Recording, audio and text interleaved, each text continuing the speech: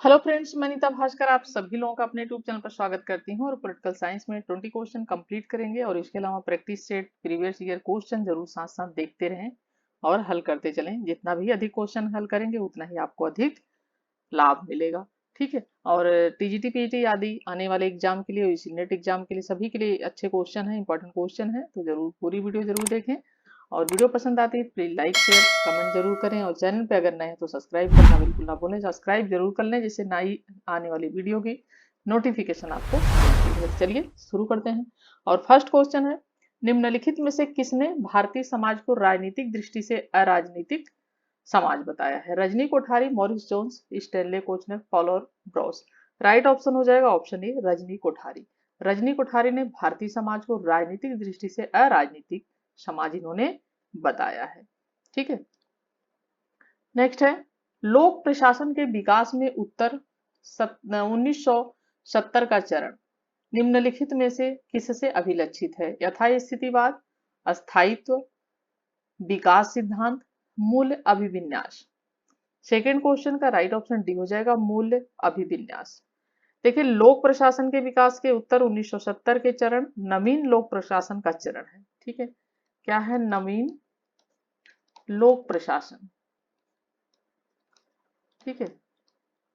लोक प्रशासन का चरण है और नवीन लोक प्रशासन की मूल्य युक्त व्याख्या को अस्वीकृत करता है और यह राजनीतिक प्रशासन दुविभाजन को भी अस्वीकार करता है। तो राइट ऑप्शन हो जाएगा ऑप्शन डी। नेक्स्ट है, मुने का यह कथन उच्च प्राधिकारी द्वारा विशिष्ट प्राधिकार प्रदान करना किस संदर्भ में था? शक्ति विभाजन, उत्तरदायित्व, प्रदाता अधिकारी, प्रत्यायोजन। और राइट ऑप्शन यहाँ पे हो जाएगा ऑप्शन डी प्रत्यायोजन। मुने का यह कथन जैसा कि यह है, और देखिए प्रत्यायोजन एक प्रक्रिया है। ठीक है। एक प्रक्रिया है और जिसके द्वारा एक उच्चाधिकारी अपने कुल कार्य को स्वयं के तथा अपने अधीनस्थों के मध्य क्या करता है? उसका वितरित करता है। ठीक है। वितरित करता है और जिससे कि क्रियात्मक एवं प्रबंध की विशिष्टीकरण की प्राप्ति की जा सके। ठीक है। नेक्स्ट है, निम्नलिखित में से कौन सा फ्रेड डब्ल्यू रिंग्स द्वारा प्रस्तुत किसी समाज की प्रक्रियात्मक आवश्यकताओं की सूची में नहीं था? आर्थिक, प्रशासनिक, राजनीतिक, संप्रेषणात्मक। फोर्थ क्वेश्चन का राइट ऑप्शन बी हो जाएगा। ठीक है। प्रशासनिक। देखिए, विकासशील देशों की प्रशासनिक व्यवस्थाओं के अपने अध्ययन में रिंग्स ने विस्तृत परिप्रेक्ष्य में प्रशासनिक तथा आर्थिक, तकनीकी, राजनीतिक तथा संचार कारकों के बीच संबंध का विश्लेषण किया है। राइट ऑप्शन हो जाएगा ऑप्शन बी। ठीक है, जो सूची में नहीं था। नेक्स्ट है, हर्बर्ट साइमन द्वारा दी गई निर्णय लेने की प्रक्रिया में निम्नलिखित में से कौन सा चरण नहीं है? बौद्धिक अभिक्रिया, अनुमान अभिक्रिया, चयन अभिक्रिया, प्रारूप अभिक्रिया। और फिफ्थ क्वेश्चन का जो राइट ऑप्शन हो जाएगा ऑप्शन बी हो जाएगा अनुमान अभिक्रिया। ठीक है। हर्बर्ट साइमन ने निर्णय प्रक्रिया के 3 स्तर बतलाए हैं। बौद्धिक स्तर बतलाया है, डिजाइन ने क्रिया बताई है, फिर चयन जो है ये बताया है, यानी प्रारूप क्रिया चयन। ठीक है। अनुमान जो है अभिक्रिया है ये नहीं है। ठीक है। और इन्होंने बताया है, और जैसा कि साइमन संगठन को निर्णय लेने वाली संरचना मानता है। ठीक है। क्या मानता है? निर्णय लेने वाली संरचना। ठीक है। निर्णय लेने वाली संरचना मानता है तथा उन लक्ष्य संगठन के स्थान पर प्रक्रिया संगठन। ठीक है। प्रक्रिया संगठन, प्रक्रिया संगठन पर अधिक इन्होंने बल दिया है। नेक्स्ट है, लिकर्ट के अनुसार निम्नलिखित में से कौन सा नेतृत्व का एक प्रकार नहीं है?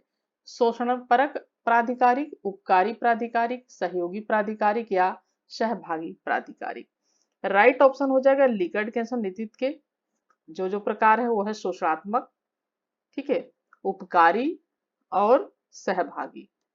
ठीक है। कौन सा नहीं है? राइट ऑप्शन सी हो जाएगा सहयोगी प्राधिकारी। ठीक है। पॉल एपलबी की संस्तुतियों के आधार पर भारत में निम्नलिखित में से कौन सा संस्थान स्थापित किया गया?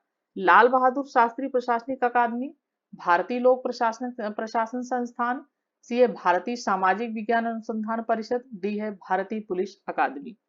और राइट ऑप्शन हो जाएगा ऑप्शन बी भारतीय लोक प्रशासन संस्थान। ठीक है। तो सन 1953 में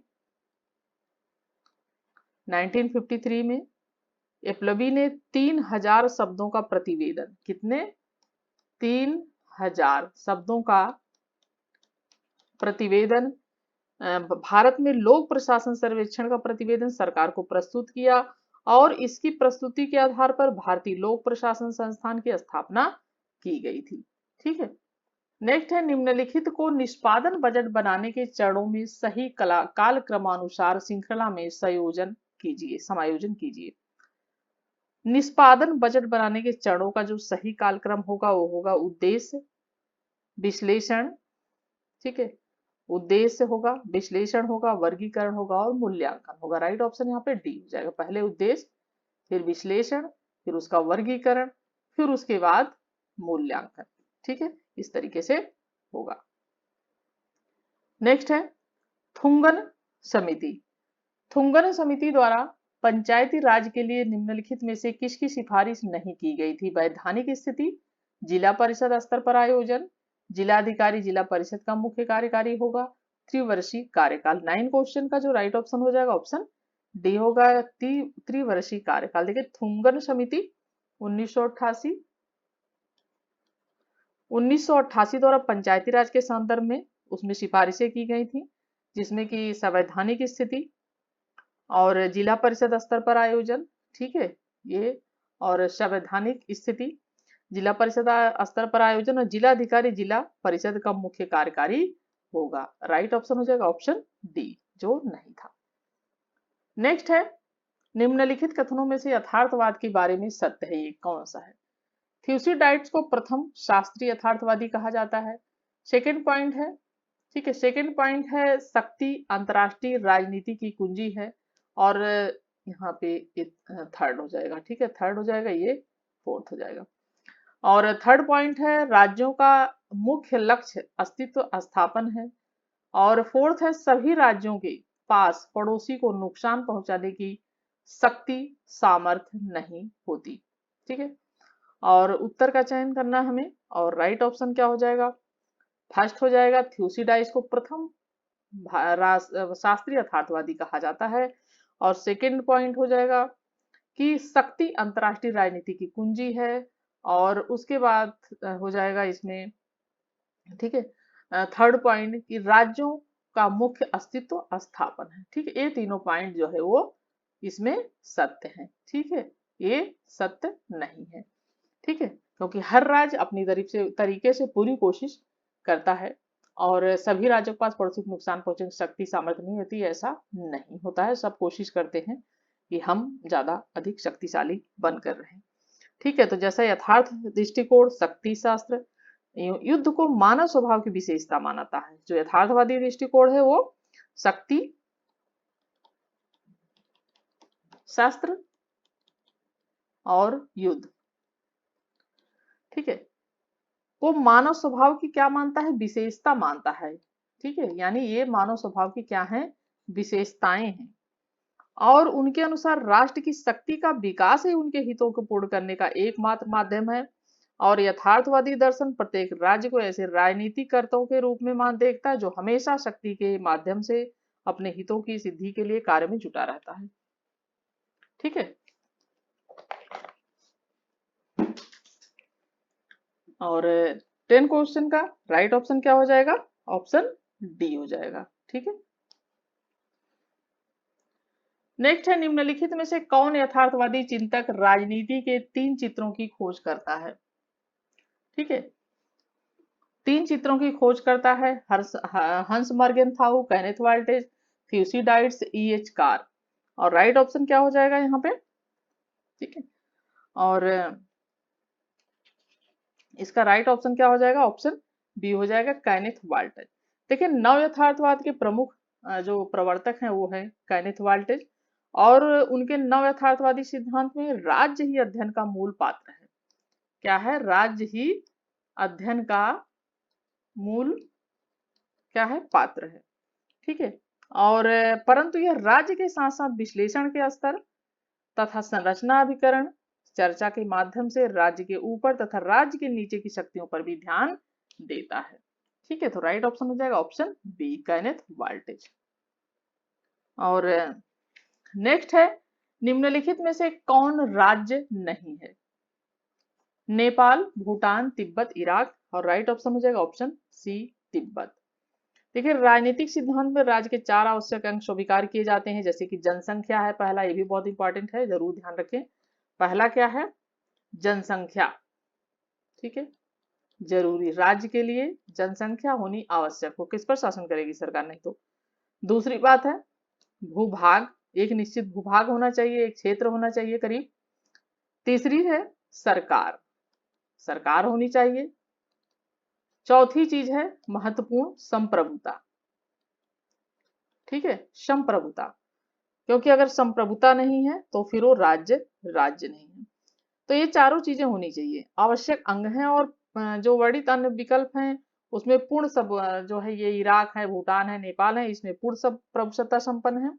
जबकि तिब्बत को चीन के स्वायत्तशासी प्रांत के रूप में माना जाता है। जब तिब्बती लोग जो है अपनी स्वतंत्रता तथा जो राजनीतिक संघर्ष 1950 से ही वो चलाए हुए हैं, लेकिन यहाँ पे जो राइट ऑप्शन होगा वो तिब्बत माना जाएगा।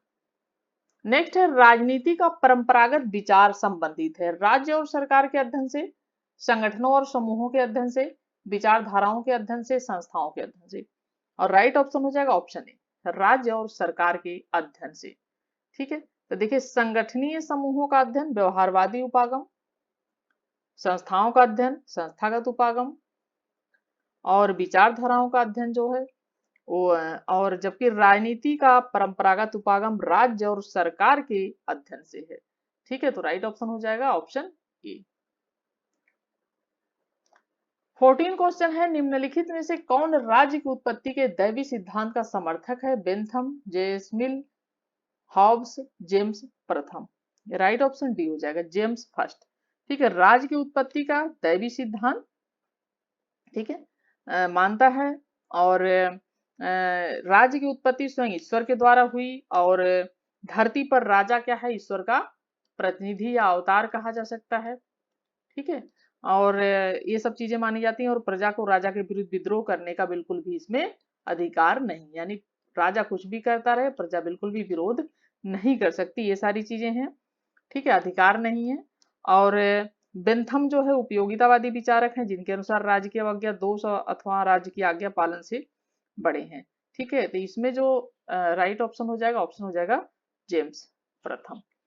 ठीक है, और जे.एस. मिल है, ये भी उपयोगितावादी हैं और राज्य के कल्याणकारी को उदारवाद की तरफ ले जाते हैं। तो ये राइट ऑप्शन हो जाएगा ऑप्शन डी।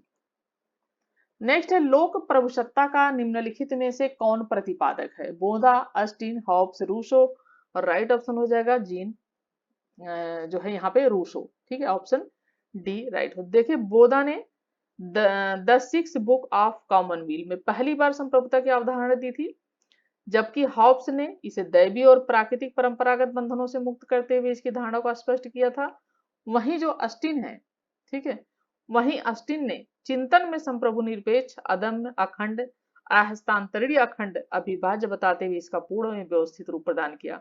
और रूसो जो है, रूसो ने अपने सोशल कॉन्ट्रैक्ट में, जो इनकी पुस्तक है सोशल कॉन्ट्रैक्ट, सामाजिक संविदा, ठीक है, सोशल कॉन्ट्रैक्ट, तो सोशल कॉन्ट्रैक्ट जो पुस्तक है रूसो की महत्वपूर्ण पुस्तक सामाजिक संविदा, इसमें संप्रभुता को पहली बार संपूर्ण जनता में अवस्थित किया, और इस प्रकार वह लोकप्रिय संप्रभुत्व का सिद्धांतकार बन गया। तो लोक प्रभुसत्ता का निम्नलिखित में से कौन प्रतिपादक माना जाएगा? रूसो माना जाएगा। 16 क्वेश्चन है, राजनीति शास्त्र के अध्ययन का प्राचीनतम उपागम है? ऐतिहासिक, दार्शनिक, कानूनी या संस्थागत? और यहाँ पे जो राइट ऑप्शन हो जाएगा ऑप्शन बी हो जाएगा, दार्शनिक उपागम। देखिए, दार्शनिक उपागम राजनीति शास्त्र का प्राचीनतम उपागम है, और इसके जन्मदाता कौन माने जाते हैं? प्लेटो माने जाते हैं। ठीक है, नेक्स्ट है, अस्टिन ने प्रभुसत्ता का सिद्धांत अपनी पुस्तक लेक्चर्स ऑन ज्यूरिस्प्रूडेंस में किया है, या टू ट्रीज ऑन गवर्नमेंट में किया है, या द रिपब्लिक में किया है, तो ग्रामर ऑफ पॉलिटिक्स में किया है? तो यहाँ पे देखिए, रूसो, इसकी जो अस्टिन की पुस्तक है ये है लेक्चर ऑन ज्यूरिस्प्रूडेंस में किया है इसने। और टू ट्रीज ऑन गवर्नमेंट है, ये जो पुस्तक है किसकी है? जॉन लॉक की है। और द रिपब्लिक जैसा कि प्लेटो की पुस्तक है। और ग्रामर ऑफ पॉलिटिक्स जो है हेराल्ड जोसेफ लास्की की पुस्तक है। ठीक है, तो यहाँ पे जॉन ऑस्टिन की जो पुस्तक है वो यही है। तो इसने इस पुस्तक में, ठीक है, जॉन ऑस्टिन ने अपनी इस पुस्तक में जो है ये प्रभुसत्ता का सिद्धांत अपनी इस पुस्तक में दिया है। ठीक है, और lecture on jurisprudence the philosophy of positive law, ठीक है, जॉन ऑस्टिन। और यहाँ पे जो राइट ऑप्शन हो जाएगा, ऑप्शन ये हो जाएगा। और सारी इसलिए मैंने लिख दिया जिससे आपको ये याद हो जाए। तो टू ट्रीटीज ऑन गवर्नमेंट एक इसकी है, जॉन लॉक की है। द रिपब्लिक प्लेटो की है। ये grammar of politics, Herald Joseph Laski. Next है 18 क्वेश्चन। निम्न राजनीति की विषय सामग्री है कौन, क्या, कब और कैसे प्राप्त करता है?